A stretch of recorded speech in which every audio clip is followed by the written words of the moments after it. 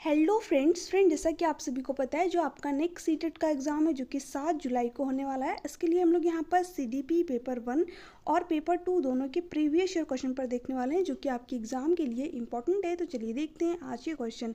यहाँ पर आपका फर्स्ट क्वेश्चन है, निम्नलिखित में से किस अवस्था में भाषा संबंधी योग्यता का विकास अपने चरमोत्कर्ष पर होता है।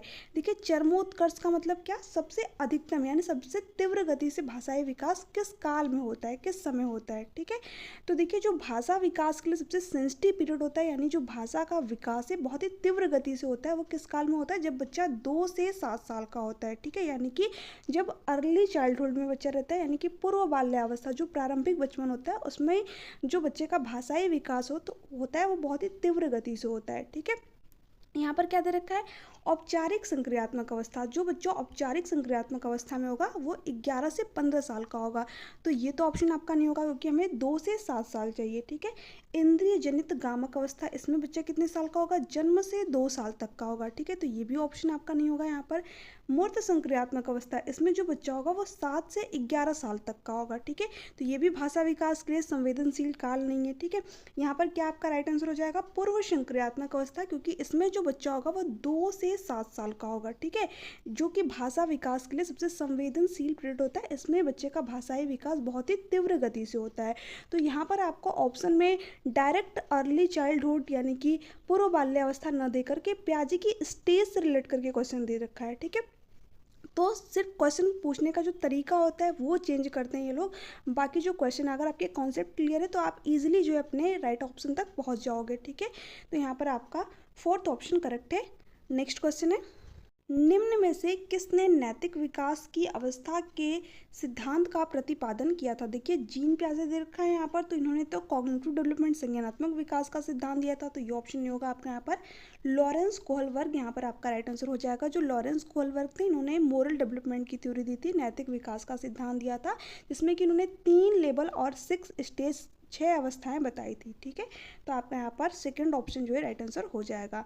बाकी सिगमंड फ्राइड से आपके एग्जाम में क्वेश्चन नहीं आता, सीयर्स से भी आपके एग्जाम में क्वेश्चन नहीं आता। यहाँ पर सेकंड ऑप्शन आपका राइट है। नेक्स्ट है, यहाँ पर देखिए क्वेश्चन क्या पूछा है, जो कि सीटेड जनवरी 2011 में पूछा गया। प्याजे के अनुसार विकास की पहली अवस्था जन्म से लगभग 2 वर्ष की आयु तक के दौरान बच्चा डैश सबसे बेहतर सीखता है। देखिए जो जीन प्याजे थे जिन्होंने कि संज्ञानात्मक विकास की थ्योरी दी, सिद्धांत दिया, इन्होंने 4 स्टेज के बारे में बताया, इसको हम लोगों ने पहले क्वेश्चन में देखा था। ठीक है, तो यहाँ पर जो इनकी पहली स्टेज है वो क्या है, सेंसरी मोटर स्टेज यानी कि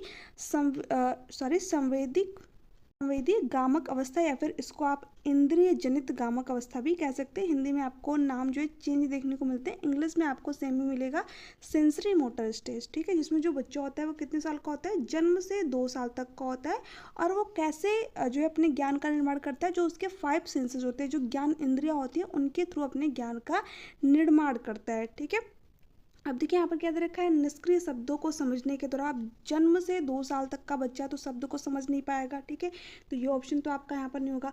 अमूर्त तरीके से चिंतन द्वारा बच्चा अमूर्त चीज़ों के बारे में सोच ही नहीं पाएगा, तो ये तो कहना बिल्कुल ही गलत हो जाएगा। भाषा के नए अर्जित ज्ञान के अनुप्रयोग द्वारा, देखिए जो जन्म से 2 साल तक का बच्चा होता है वो सही तरीके से भाषा का अनुप्रयोग नहीं कर पाता, कुछ वर्ड बोल लेता है। ठीक है, तो ये ऑप्शन भी नहीं होगा आपका। यहाँ पर इंद्रियों के प्रयोग द्वारा, यहाँ पर सही ऑप्शन आपका जो हो जाएगा वो हो जाएगा ऑप्शन नंबर 4। जो आपका जन्म से 2 साल तक का बच्चा होता है वो किसके थ्रू सीखता है, जो उसकी ज्ञान इंद्रिया होती है, जो 5 सेंसेस होते हैं उनका यूज करके चीज़ों के बारे में जानता है। ठीक है, तो यहाँ पर आपका 4th ऑप्शन करेक्ट है। नेक्स्ट है, अब यहाँ पर क्वेश्चन क्या है, बच्चों के चिंतन के विषय में निम्नलिखित में से कौन सा कथन सही नहीं है। नेगेटिव ऑप्शन हमें यहाँ पर बताना है। बच्चे अपने आसपास की विविध घटनाओं के बारे में सक्रियतापूर्वक सोचते हैं और उनमें अन्वेषण छानबीन की लालसा होती है। बिल्कुल सही बात है। ठीक है, बच्चा क्या करता है, अपने ज्ञान का निर्माण स्वयं करता है। ये बात जीन प्याजे भी कहते हैं, एक्टिव कंस्ट्रक्टिविज्म में। ठीक है, ज्ञान का सक्रिय निर्माण करता है, अपने पर्यावरण से चीज़ों को खोजता है। ठीक है, छानबीन करता है, तो ये बात तो सही है। तो ये ऑप्शन तो आपका यहाँ पर नहीं होगा क्योंकि हमसे जो सही नहीं है उसके बारे में पूछा है। बच्चे अपने आसपास की वस्तुओं को जानने के लिए जन्मजात जिज्ञासु होते हैं, ये भी बात जो है बिल्कुल सही है। ठीक है, बच्चे के अंदर क्यूरियोसिटी होती है, वो हर चीज़ के बारे में जानना चाहता है। आपने देखा होगा अगर जो छोटे बच्चों के सामने खिलौने दिए जाते हैं वो उसको भी तोड़ देते हैं, ठीक क्यों? क्योंकि उनके अंदर क्यूरियोसिटी होती है, वो जानना चाहता है कि इसके अंदर क्या है, ठीक है, एक चीज़ कैसे बनी हुई है। तो ये भी बात सही है, तो ये भी ऑप्शन नहीं होगा आपका। बच्चे अपने आसपास की विविध घटनाओं के बारे में स्वयं अपने सिद्धांतों की रचना करते हैं, यही बात तो जीन प्याजे कहते हैं। बच्चा क्या है, नन्हा वैज्ञानिक है, लिटिल साइंटिस्ट है, वो अपने ज्ञान का निर्माण स्वयं करता है, ठीक है।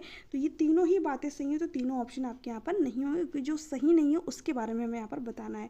बच्चे प्रत्ययों को स्वयं सोच नहीं सकते और अध्यापक की मूल भूमिका उन्हें जानकारी उपलब्ध कराना, यही बात जो है सही नहीं है। सिर्फ बच्चे के माइंड में ज्ञान को भरना नहीं है, ठीक है, बच्चा तो अपने ज्ञान का निर्माण स्वयं करता है। तो ये बात यहाँ पर आपकी जो है गलत है और यही आपका यहाँ पर राइट आंसर हो जाएगा, क्योंकि जो सही नहीं था उसके बारे में हमसे यहाँ पर पूछ रखा था। नेक्स्ट है, अब यहाँ पर क्वेश्चन क्या पूछ रखा है, आनुवंशिकता और पर्यावरण की भूमिका के बारे में निम्नलिखित में से कौन सा कथन सत्य है? विकास के कुछ पहलू आनुवंशिकता और कुछ अन्य पर्यावरण से अधिक प्रभावित होते हैं, ठीक है, ये बात बिल्कुल सही है, क्योंकि हम किसके प्रोडक्ट है, अपने हेरिडिटी और इन्वायरमेंट के ही तो प्रोडक्ट है। जितनी भी चीज़ें हमने ग्रहण की है, हमें मिली है, वो कहाँ से मिली है, या तो हमें हमारी आनुवंशिकता हेरिडिटी से मिली है, या तो हमने अपने इन्वायरमेंट से चीज़ों को सीखा है, ठीक है। तो हम किसके प्रोडक्ट है, डेवलपमेंट जो हमारा विकास है ये किसका प्रोडक्ट है, हमारी हेरिडिटी और इन्वायरमेंट का, ठीक है। तो ये बात तो आपके यहाँ पर सही है, तो फर्स्ट ऑप्शन आपका यहाँ पर राइट आंसर हो जाएगा।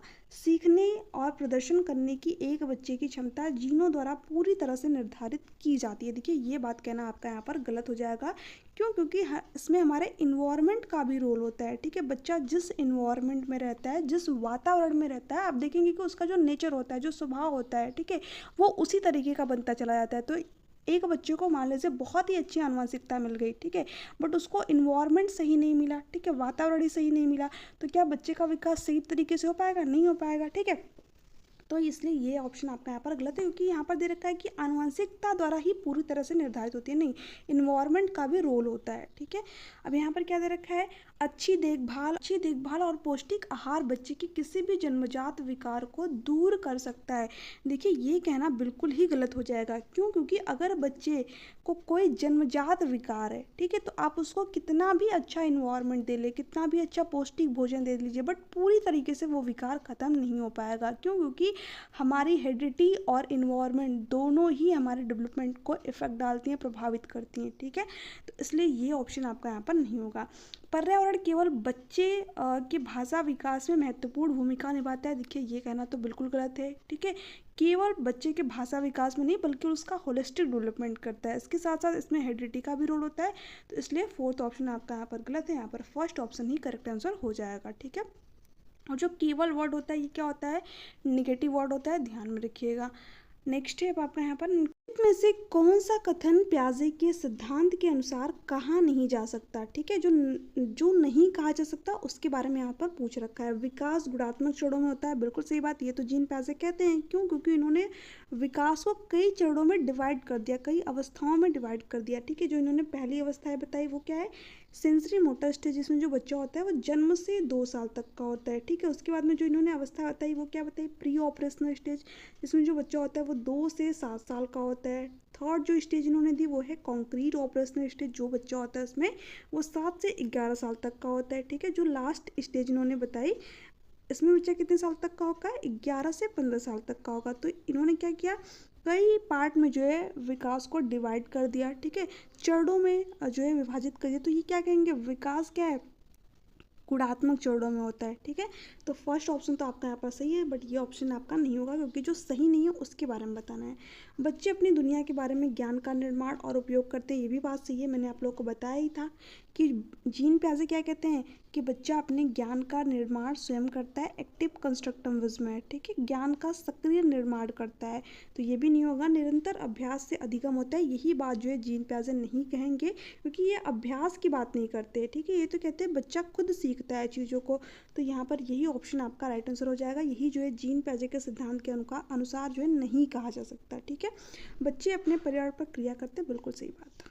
निम्नलिखित में से कौन सा प्रश्न बच्चों को गंभीर रूप से सोचने के लिए आमंत्रित करता है? देखिए, जब भी गंभीर रूप से सोचने की बात हो, ठीक है, तो वहाँ पर आपको उस ऑप्शन की तरफ जाना है जहाँ पर मल्टीपल डायरेक्शन में सोचने पर बल दिया गया हो, यानी कि डाइवर्जेंट थिंकिंग करने पर बल दिया गया हो, अपसारी चिंतन। ठीक है, क्या आप इसका उत्तर जानते हैं? तो इसमें तो बच्चा सिर्फ अगर आंसर जानता होगा तो बता देगा, अगर नहीं जानता होगा तो नहीं बता पाएगा। ठीक है, तो इसमें तो बच्चा विभिन्न डायरेक्शन में नहीं सोच पाएगा, तो ये ऑप्शन नहीं होगा। सही जवाब क्या है? तो इसमें बच्चा बस एक ही आंसर बताएगा, कई दिशाओं में नहीं सोच पाएगा, तो ये ऑप्शन भी नहीं होगा। जो डायरेक्ट वाले क्वेश्चन होते हैं ना, तो वो ऑप्शन आपके नहीं होंगे। ठीक है, इसमें डायरेक्ट आंसर बच्चा दे रहा हो। ठीक है, क्या आप इसी तरह की स्थिति के बारे में सोच सकते हैं? यानी बच्चे के सामने आपने कोई स्थिति रखी है, उसके बाद में उससे डायरेक्ट पूछ दिया कि क्या आप इस स्थिति के बारे में सोच सकते हैं, तो इसमें जो बच्चे की थिंकिंग है वो डेवलप नहीं होगी। ठीक है, यहाँ पर फोर्थ क्या दे रखा है? विभिन्न तरीकों से हम इसे कैसे सॉल्व कर सकते हैं। बिल्कुल सही बात। ठीक है, जब भी हाउ की बात हो, कैसे सॉल्व कर सकते हैं, ठीक है,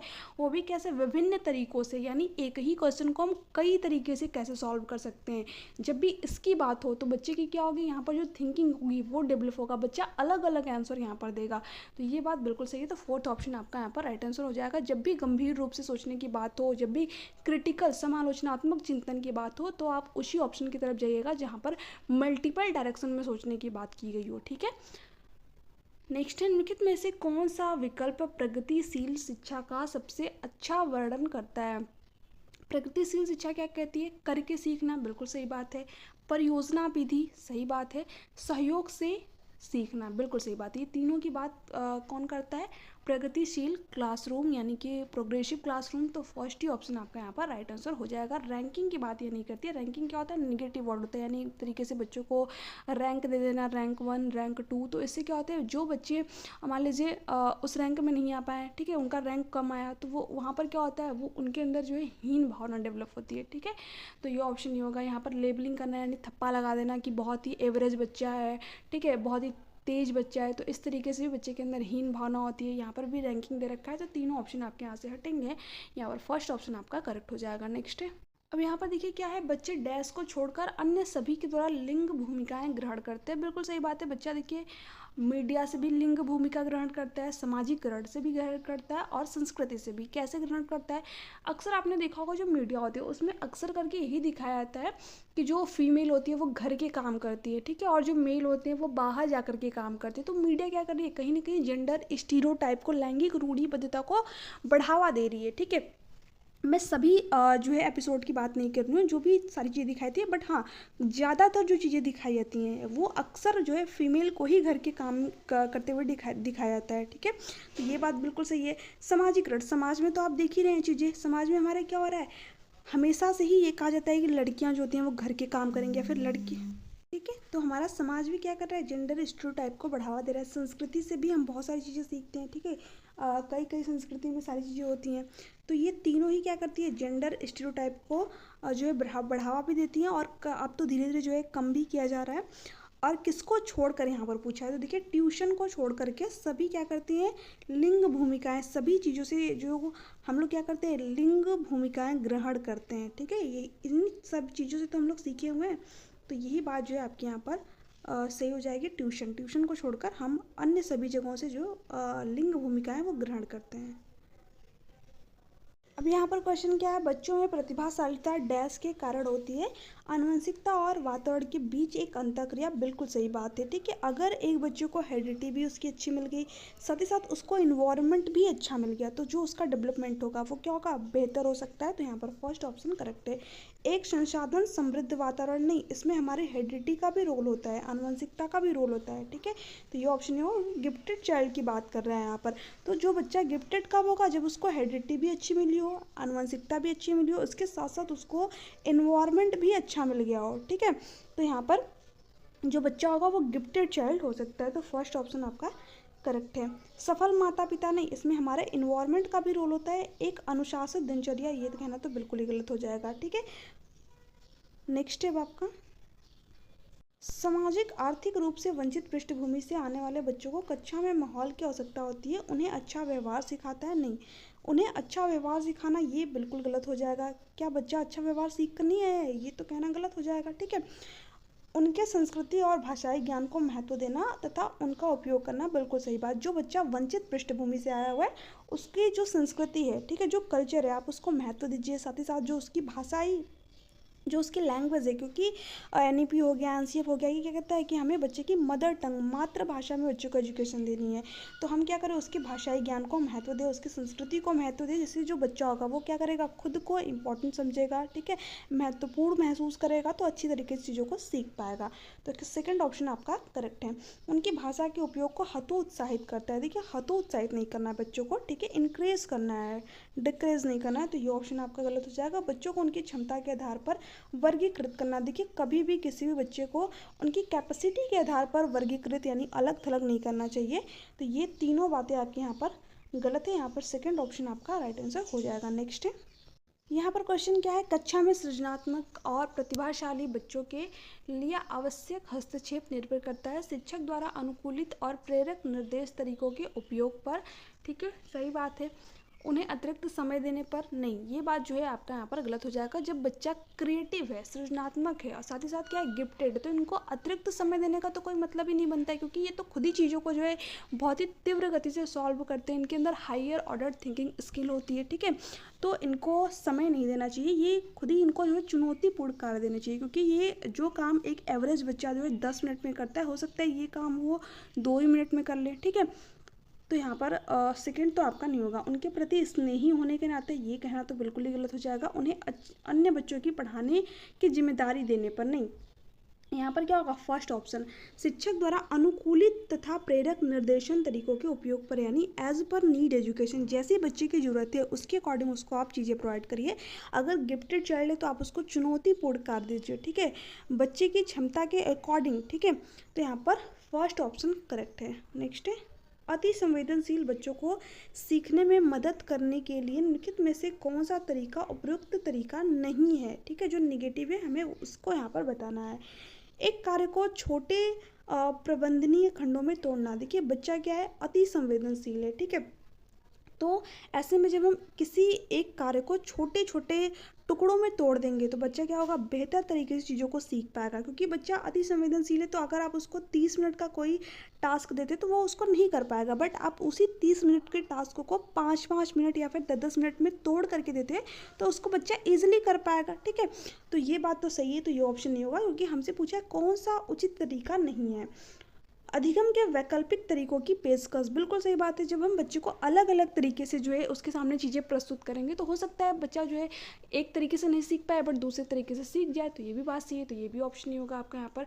उनके दैनिक कार्यक्रम में शारीरिक गतिविधि का समावेश, ठीक है, हाँ, जब बच्चा हाइपर एक्टिविटी है, ठीक है, यानी अति संवेदनशील है, तो ऐसे में उनकी जो दैनिक कार्यक्रम है उसमें जो है शारीरिक गतिविधि का समावेश कर सकते हैं। इससे भी बच्चा जो है अच्छी तरीके से चीज़ों को सीख पाएगा, धीरे धीरे जो है उसका जो ध्यान है वो केंद्रित होगा। तो ये भी बात सही है, तो ये भी नहीं होगा आपका यहाँ पर।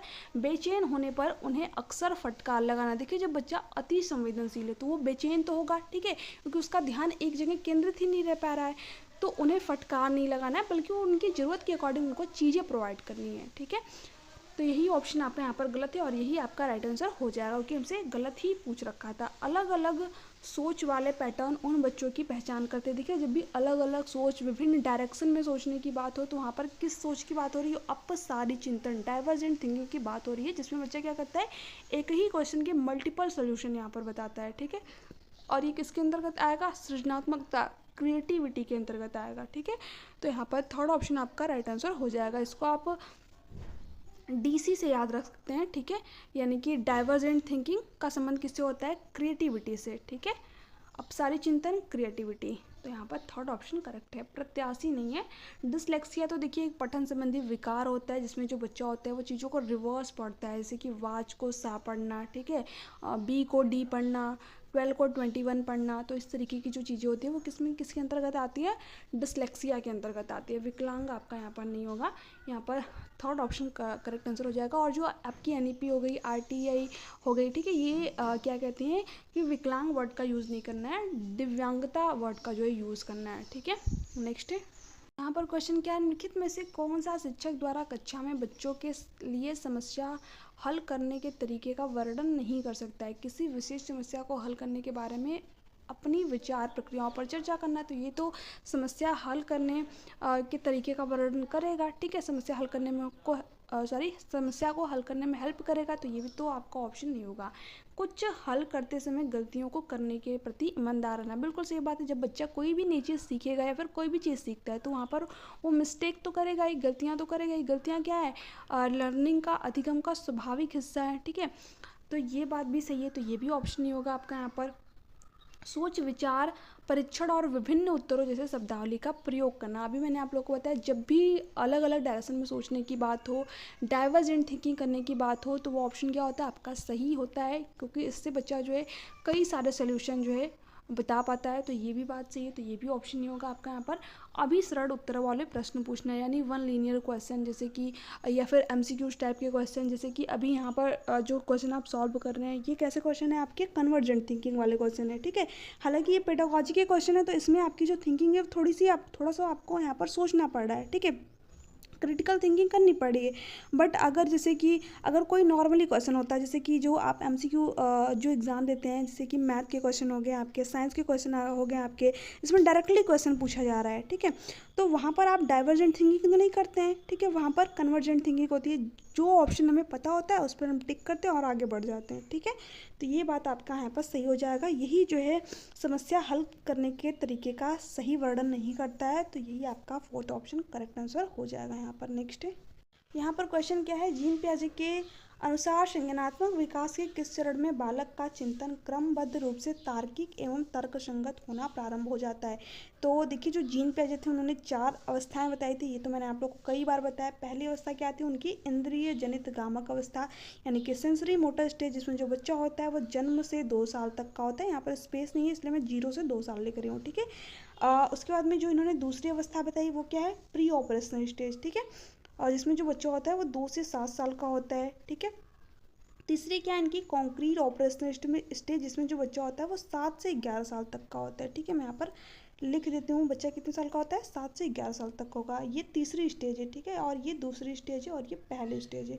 और जो फोर्थ वाली स्टेज है वो कौन सी है, यहाँ पर अमूर्त संक्रियात्मक अवस्था, इसमें जो बच्चा होता है वो 11 एबव होता है, या फिर 11 से 15 साल भी कह सकते हैं, ठीक है। ये वाली जन्म से 2 साल, तो यहाँ पर स्पेस नहीं था तो मैंने यहाँ पर जो है 0 से 2 साल लिखा हुआ था, ठीक है। तो यहाँ पर देखिए क्या पूछा है क्वेश्चन में, बच्चा क्या कर रहा है, क्रमबद्ध तार्किक रूप से सोच रहा है, यानी लॉजिकल थिंकिंग बच्चे के अंदर आ गई है, ठीक है। क्रमबद्ध एक सीक्वेंस में जो चीज़ों को लगा ले रहा है, ठीक है, यानी बच्चे के अंदर क्या है, CCS आ गया है, कंजर्वेशन संरक्षण कर पा रहा है, क्लासिफिकेशन चीज़ों को वर्गीकृत कर पा रहा है, और सीरिएशन एक क्रमबद्ध तरीके से चीज़ों को व्यवस्थित कर पा रहा है। तो ये कब आता है, जब बच्चा 7 से 11 साल तक का होता है, ठीक है। जब भी लॉजिकल थिंकिंग की बात हो, बच्चा लॉजिकल थिंकिंग कर पाए, तो वहाँ पर बच्चा किस स्टेज में होगा, पियाजे की थर्ड स्टेज, यानी 7 से 11 साल तक का होगा। तो यहाँ पर सेकेंड ऑप्शन आपका राइट आंसर हो जाएगा। अब लास्ट क्वेश्चन बहुत ही सिंपल सा क्वेश्चन है, इंद्रिय जनित गामिक अवस्था होती है, इसके बारे में मैंने आप लोगों को बताया कब से कब तक होती है, जन्म से 2 वर्ष तक। तो थर्ड ऑप्शन आपका यहाँ पर राइट आंसर हो जाएगा। देखिए यहाँ पर क्या दे रखा है, जन्म से 3 वर्ष, तो आपको कंफ्यूज नहीं होना है, जन्म से 2 वर्ष तक की होती है, ठीक है। तो थर्ड ऑप्शन आपका करेक्ट है। 2 से 27 वर्ष, 11 से 18 वर्ष कौन सी होती है, औपचारिक संक्रियात्मक अवस्था। कभी कभी 11 से 15 देता है, कभी कभी 11 से 18, तो 11 एबव आप इसको मान के चलिए, ठीक है। लास्ट वाली जो स्टेज है अमूर्त संक्रियात्मक अवस्था, उसमें जो बच्चा होता है वो 11 से 18 साल तक का होता है। तो फ्रेंड्स ये थे आपके आज के कुछ क्वेश्चन कैसे लगे नीचे कमेंट सेक्शन में कमेंट करके जरूर बताइएगा। अगर आपको वीडियो अच्छी लगी है तो प्लीज़ चैनल को सब्सक्राइब कीजिएगा, वीडियो को लाइक कीजिएगा और ज़्यादा से ज़्यादा शेयर कीजिएगा, ठीक है। इसके अलावा आपके कोई भी क्यूरीज हो, कोई भी डाउट हो, तो आप नीचे कमेंट सेक्शन में कमेंट करके पूछ सकते हैं। देखिए जो नोट्स हैं वो मैंने आप लोगों को टेलीग्राम चैनल पर सेंड किया हुआ है, बिल्कुल हैंड रिटन फ्री नोट्स है, तो आप चाहो तो उन नोट्स को डाउनलोड कर दो, करके अपना जो स्टडी है वो कर सकते हैं। अदरवाइज़ आप खुद के नोट्स बना रहे हो तो वो ज़्यादा बेटर है, क्योंकि वहाँ पर जो आपके कॉन्सेप्ट होते हैं वो धीरे धीरे क्लियर होते चले जाते हैं। जब आप चीज़ों को लिखते हैं तो बिल्कुल डीपली समझते हैं, या फिर चीज़ें क्या होती हैं रिवाइज होती चली जाती हैं। बट जो भी व्यक्ति नोट्स नहीं बना पा रहे हैं, जैसे कि जो लोग हाउस वाइफ हैं या फिर जो भी बाहर जा कर के जॉब करते हैं, फीमेल हो या फिर मेल, ठीक है, तो आप लोगों के लिए वहाँ पर मैंने टेलीग्राम चैनल पर नोट्स शेयर किए हुए, आप उसको मल्टीपल टाइप रिविज़न करिए, क्वेश्चन सॉल्व करिए, तो भी जो आपका स्कोर है वो बहुत ही अच्छा हो जाएगा, ठीक है। मैथ्स का हो गया, साइंस का हो गया, ईवीएस का हो गया, एसएसटी का हो गया, हिंदी, इंग्लिश, मैंने सभी के नोट्स जो है आप लोगों को टेलीग्राम चैनल पे शेयर किया हुआ है। इसके साथ साथ मैंने टैग वर्ड भी आप लोगों को वहाँ पर बताए हुए हैं। टैग वर्ड की मैं एक अलग से आप लोगों को क्लास प्रोवाइड करा दूँगी, और किस तरीके से जो है टैग वर्ड का यूज़ करना है, क्योंकि बहुत सारे व्यक्ति जो है टैग वर्ड तो जान जाते हैं बट यही नहीं समझ पाते कि कहाँ पर उनका यूज़ करना है और कहाँ पर नहीं करना है। तो इसके लिए मैं एक सेपरेट वीडियो मैंने आप लोगों को बना दूँगी, उसमें मैं आप लोगों को अच्छी तरीके से पूरा एक्सप्लेनेशन के साथ में सारी चीज़ें डिटेल में बता दूंगी। तो वो वीडियो जरूर देखिएगा, आपके लिए मोस्ट इंपॉर्टेंट रहेगी। आप खुद ही देखिएगा किस तरीके से जो है आप ऑप्शन को एलिमिनेट कर पाएंगे। इसके अलावा मैंने जीन प्याजी की सेपरेट वीडियो बनाई है, तो आप लोग अगर उस वीडियो को नहीं देखें तो उनको जरूर देखिएगा। डिस्क्रिप्शन बॉक्स में आप लोगों को टेलीग्राम चैनल का उस वीडियो के लिंक, इसके साथ साथ जितने भी अभ्यर्थी यहाँ पर पेपर 1 ईवीएस की प्रिपरेशन कर रहे हैं, तो जो मैंने 7 जनवरी को एक क्लास कराई थी 21 जनवरी के लिए, हालांकि इस बार भी मैराथन कराऊंगी आप लोगों की, तो उस क्लास को एक बार जरूर देख लीजिएगा। उसमें से ही जो 21 जनवरी का आपका एग्जाम होता है उसमें लगभग आपके 5 से 6 क्वेश्चन इसी 7 जनवरी वाले क्लास से आए थे, तो एक बार जरूर देख लीजिएगा। उसमें मैंने सारे प्रीवियस ईयर क्वेश्चन पर आपको कराए हुए हैं। तो चलिए मिलते हैं आपसे नेक्स्ट वीडियो में, तब तक के लिए bye bye, take care, thanks for watching. I hope कि आपको आज का सेशन पसंद आया होगा।